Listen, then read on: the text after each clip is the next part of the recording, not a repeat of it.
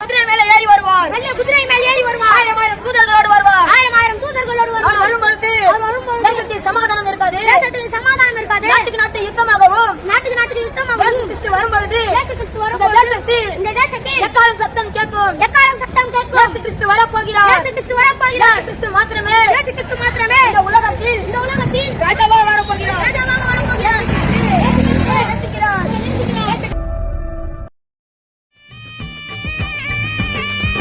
அழைப்போருக்கு வெற்றி வழி அவர் என்றும் தருவார்.